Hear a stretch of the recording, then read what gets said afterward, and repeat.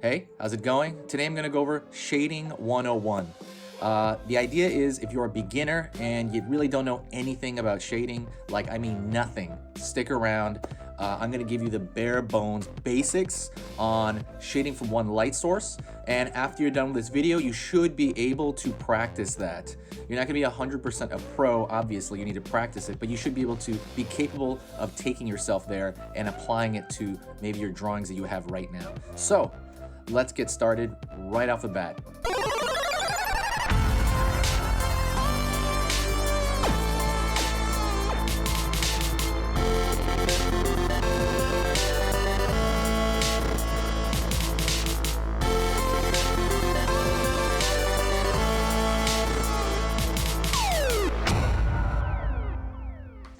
So let's get going. Almost every light source in photos, in drawings, images, illustrations, almost all of them, the light source is coming from above. We're going to deal with one single light source to talk about the concepts. The point of this is just to, like I said, get you shading as quickly as you can. I'm going to be using this pencil. This is just a regular graphite pencil. It's not really about the tool that you use right now, so I'm not really going to emphasize that.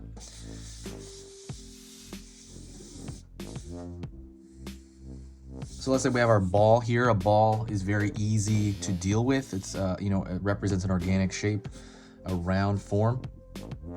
And we're gonna have our single light source coming from above. So another thing you think about is it coming from this direction? Like coming kind of, what angle is it coming at? Toward down here, or is it coming from behind, right? So let's just deal with a completely flat light source right now. Neither. Let's just do completely flat. When an object is getting hit by light, he's getting these rays, and especially at this angle, right? It's all coming in one direction. Half of this will be lit up and half of this will not. Correct? So this will be our dark side. We're just gonna do that to represent the dark right now. And this will be in the light. And you're thinking about that with, again, we're dealing with one light source. Let's say it's on a ground plane. At right here, it's gonna keep going. So it turns from the light into a cast shadow of the shape. You will get a cast shadow down here on the floor somewhere. Well, right here. Right here to right here. That's just in a flat form, right? I'll get rid of that. Light, the dark, and you have a cast shadow, and it's in the shape of the object that's casting it. Easy so far, right? Let's take this step by step by step to build up. Okay, that is just the side view. Let's think about that in dimension.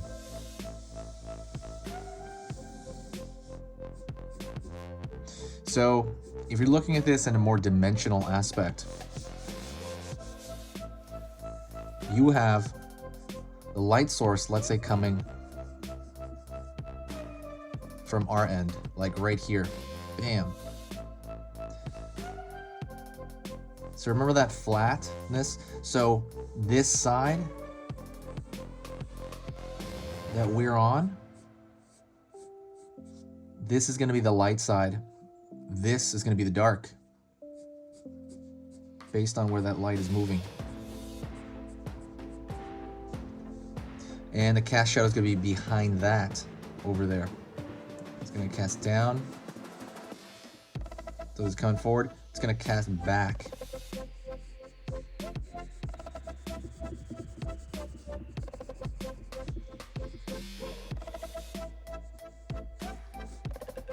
And you can measure it out if you want.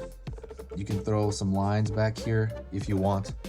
It's not totally necessary, at least within a general drawing. It would be a good idea. And again, that's what you're dealing with simple forms. So let's start it with a different object.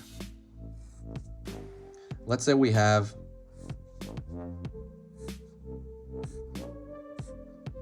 a cube. It's kind of a long cube right there. We are going to cast a shadow, let's say from behind, right?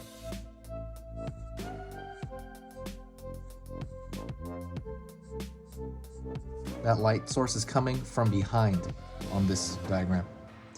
And this light is going to cast on the side we're not looking at. So on the side in the back over there, that's going to catch the most light.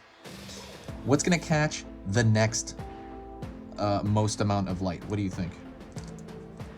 I mean, of course I can't hear you, but so the next surface is going to catch the most amount of light, other than the side we cannot see, is this top side, because coming down. That's going to be a little bit lit up. It won't be. It could be completely light. It could not be. This side will be in darkness, and then this side will be in darkness. And not only that, that's going to cast a cast shadow of all these corners. And it's going to cast, again, a shadow.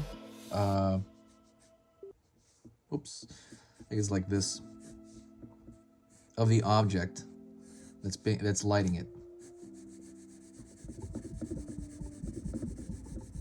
Again, single source lighting.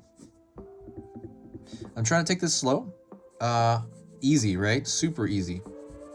So that's just the general concept of shading. Let's go over edges. Edges are incredibly important. And I'll tell you what they are. So, edges will show you what the form is made of. And let me go over what edges are right now. When the light source is coming down, your edge, meaning the point at which it goes from light to dark. So you have the light side over here, remember? The light to dark. That point at which it changes right there, where it's not, you know, debatable, like where it goes from light to dark, that has an edge, whether it's going to be soft, medium, or hard. On a ball, for example, it's going to be a soft edge. It's going to slowly roll from light into dark. And because it's a rounded form, edges show off form. So it'll be kind of like this. This is a soft edge.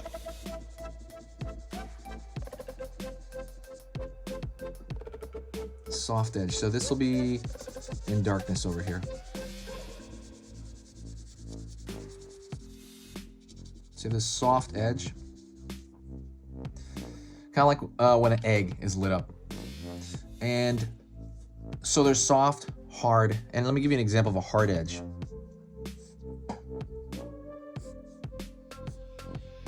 Hard edge would be our, our box.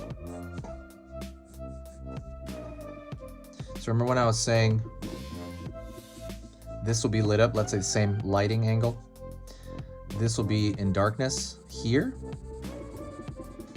and this will be in darkness here.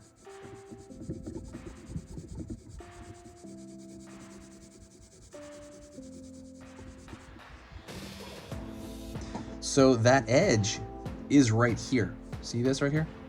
This is that edge. It's where from the dark, when the light goes into the dark. So when you look at the edges, right? So this is the edge and this is the edge. What does that tell you? What does that tell you about the object? That says that's a hard corner, and that this is a round organic form. This is extremely important. And there's variations between that. So, like I said, there's three kinds of edges. There's the hard right here. Hard, which is essentially a line, hard edge. There's the firm, which is like slightly fuzzy. Imagine like a little bit fuzzy. And then there's the soft, which I use there. And then there's variations between those. But we tend to pick these three because it's a simplified form of kind of what we see in nature. And then you can always, like I said, go in and out, you know, amongst each other. I put this right here to represent the wrist. So let's say you have a light casting down on this object. So it's like, imagine an arm, like maybe this is round, like a bottle or something, and it goes down to this square, this kind of rectangle, like wrist. I try to duplicate the wrist. So the light's coming from one source. This side over here is rounded. Ooh, I gotta get my this light. What do you call it? The light's a little weird. So this side, let's just say right here, let's say right around right here, the light turns to the dark. Let's say right here, around here first, without doing the edges. Something like that. Let me erase that a little bit. Hopefully you can see it. So let's say it's right here. This is at the point, right? But this area right here is a tube. This is gonna roll in from dark into light much smoother. And then this is an edge. And then you have this in the middle. So what you would do is make this soft. And I'm going down in terms of the technique. I'm using the side of my pencil. Making it fuzzy. Side of my pencil. They call this a core shadow, by the way. I'm sorry, actually, this is not called a core shadow yet. I'll get to that in a moment. And then this is gonna, see, as the form changes, it's gonna become tighter. Tighter, tighter, tighter. And it's gonna become this edge over here. So it's gonna go from a soft into a firm, and right here into a hard edge. So where do you think you can see examples of this in nature? They're everywhere, everywhere. I would say an easy one, though, would be the human skull. That's a great example of a mixture of edges between soft and hard. We won't put the cast shadow yet, but see how this shows that this is a rounded form, and it's slowly turning into a hard edge right here, hard form, like a more box form. Really quick, yeah, the skull. When you look at the skull, it's a combination, especially when you see the skull in single light view. You have like a firm, let's say this is the eye socket. You have a firm, and then that goes into a hard, and then that goes into a hard edge. Firm, right here. Thinking about them within edges, firm to soft, that is a lot of fun. It's a lot of fun, and it simplifies your not just your shading, but your drawing down. But it definitely simplifies your shading down. So this would be a hard edge. So cast shadow, for example, like this was casting a shadow. Oops. This is casting a shadow. That would be a hard edge, you know, it lands on.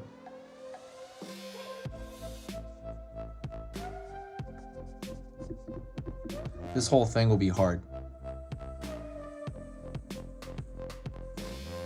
Cast shadows are hardest when they're closest to the object, and they tend to be softer. Like if I was zooming in on this more, I would probably soften out the outer edge. You tend to see that more like maybe like a cast shadow on like a leg, you know, the bottom near the foot. It's super tight, like the shadow is very sharp. On top of the cast shadow is very sharp, and then it starts to like slightly turn to a firm at the end of the shadow.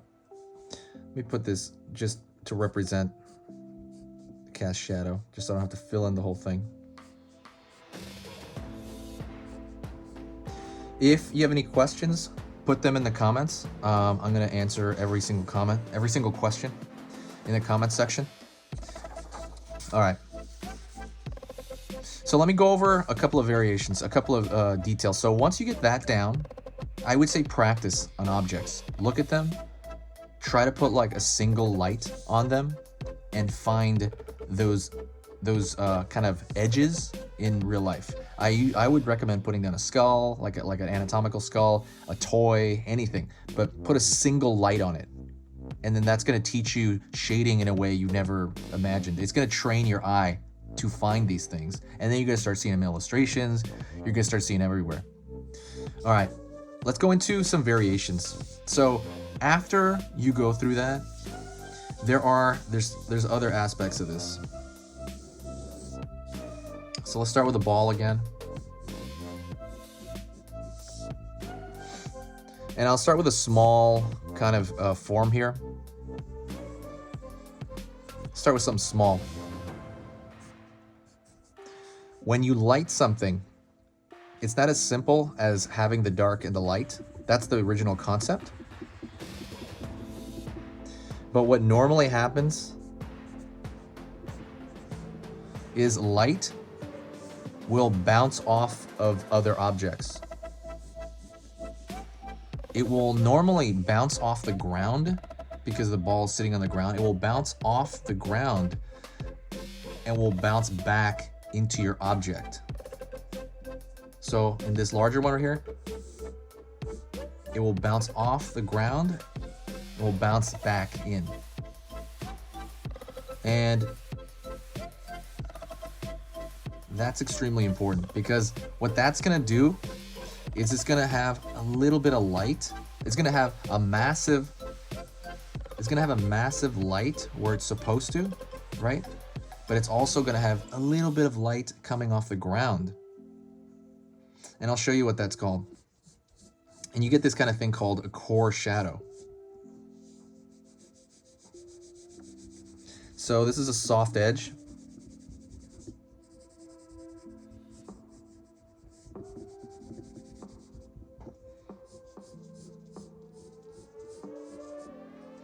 That's like a soft edge, right? Instead of shading this back end completely dark, there's gonna be a little bit of light that's actually bouncing back into the ball. So because of that, let me shade this in real quick.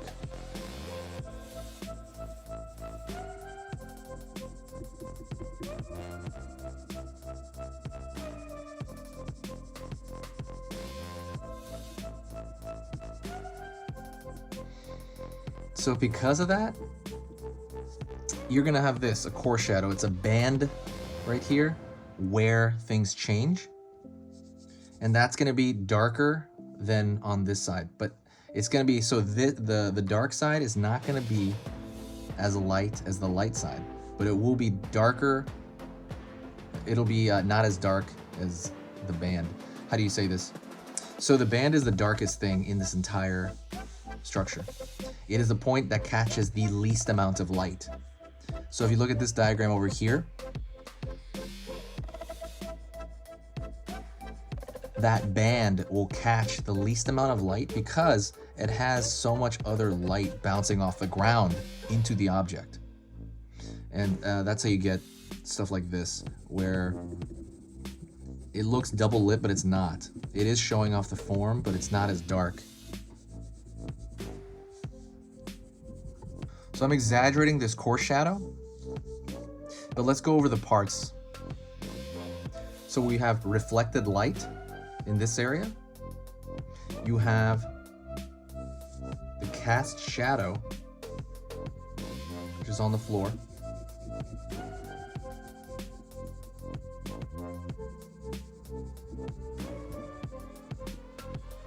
The cast shadow will be kind of darker right next to the object and will kind of light up over here, and it might be darker over here. It might be really dark toward the bottom where it's really right where it touches. So you have a cast shadow, you have the reflected light, you have the core shadow, and then you have the mid, basically it's called halftone. and it's kind of hard to represent with this pencil, but it's essentially, and I'm going to do it just kind of, I'm going to put this in very just quick and sloppily. It's basically near light, but it's not quite light.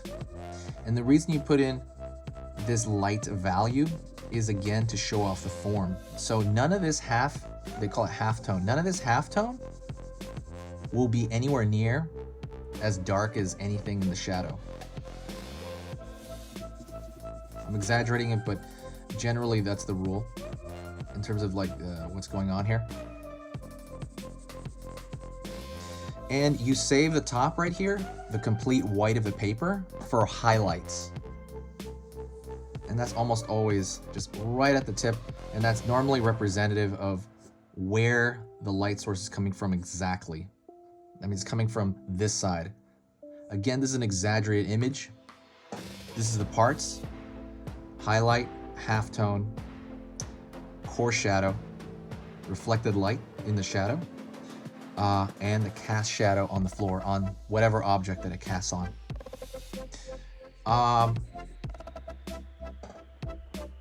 Hopefully that makes sense.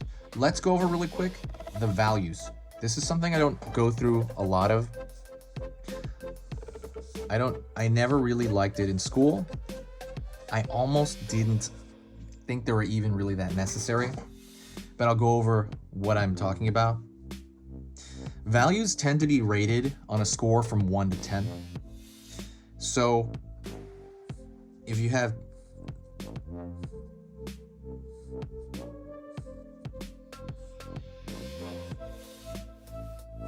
one, two, three, 4, 5, 6, 7, 8, 9. There should be one more. 10. What you should be doing is recognizing and training your eye to see differences in value. So what is darker and lighter? And you're gonna kind of, your sensitivity to that will start going up as you start shading. You'll see it in images where a 10 is as hard as the pencil goes, whatever tool it is, pretty much near black. And maybe a 1 or a 0 is the lightest. And then you can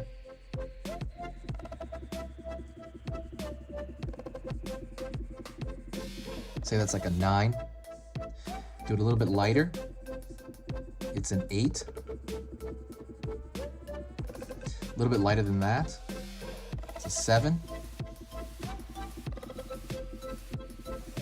6. And so on. I never liked doing that, and in all honesty, I never really got a lot of value from it.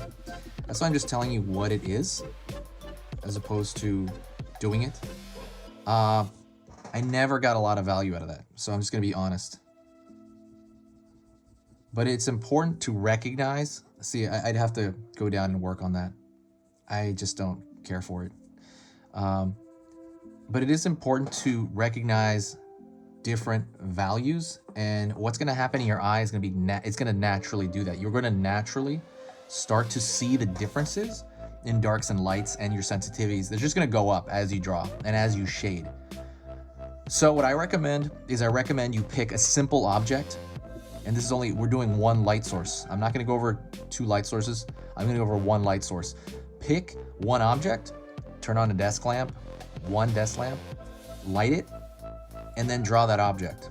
And try to remember the edges that I talked about. Edges is so important. If you find the edges, that's, I don't want to say half of it, but I would say that's a big part of it, finding the edges. Because then at that point, you know where the light is and where the dark is, where the general light side is and where the dark is.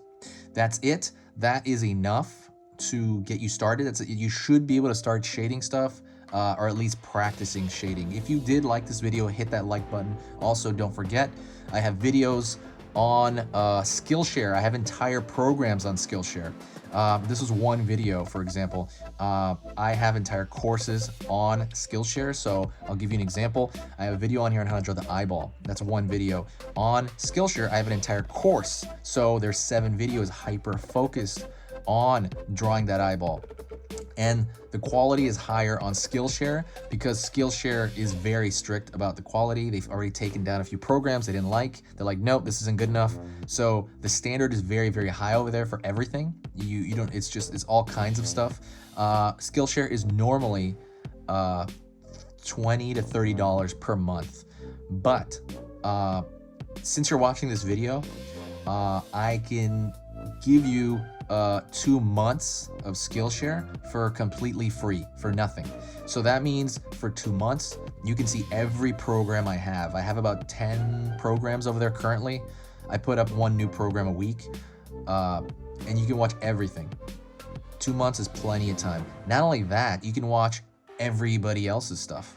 There's an entire community of people doing not just drawing, everything, like painting, guitar, just all kinds. You can see everything for 2 months, and that'd be great because we're in this quarantine time.